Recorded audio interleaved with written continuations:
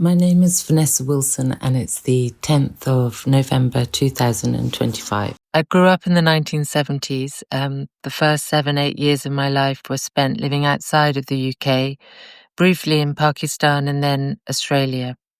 We travelled a lot too at that time, and so I have a kind of impressionistic sense of the different cities and countries we visited.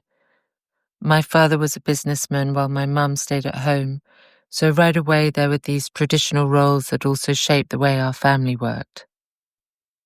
Currently I'm working towards an exhibition called the Departure Lounge, and the title itself has given me a physical space and structure to work within. But more than that, the word departure holds multiple meanings, suggesting different feelings and approaches that I can use when making this work. And Lounge too has a retro feeling to it, evoking an element of nostalgia that definitely runs through this work and other images that I've made. My paintings do reflect on my early years, but subsequent experiences are in there too. There's a nod to the idea of masculinity and femininity that I saw growing up, and these are reflected in paintings like The Crossing, Showgirls, and The Contract as examples. My heart is really with 20th century painters, both abstract and figurative.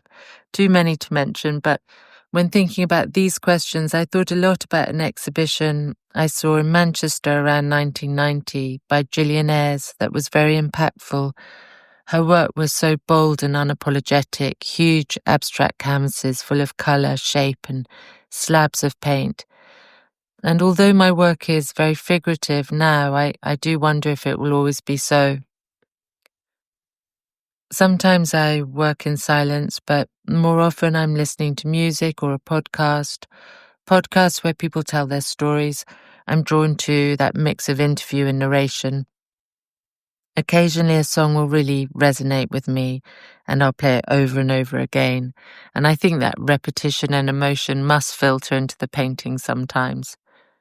I do really enjoy hearing musicians talk about how they write songs too. It helps me understand my own process. With a song, I think you are much less inclined to intellectually unpick it. You allow yourself to be absorbed by the music, letting the lyrics unfold and just implicitly understanding your version of it. I suppose in the end, I think we're all doing something similar, trying to make sense of our lives in some way. There have been so many challenges along the way, and for me, I think it has taken quite a long time to get to this point. I think I needed to live a life in order to start to know what I'm really interested in making work about. And so right now, I think the challenge is to stay focused on what it is that I want to explore, but also stay interested, open, and generous to what's around me whilst doing that. If I could give my younger self any advice, it would be that it's completely fine to not know what you're doing. One of the best responses I've ever had to my work came from a boy called Miguel, who must have been about 10 at the time. He saw a portrait I'd painted of my daughter and he just lit up and said, she's like the sun. It was pure joy and really such a nice thing to have witnessed. Of course, it's great when people connect with my work, but I don't feel the need to control the meaning they take from it. I think the best outcome would be that they add their own narrative or make it their own in some way.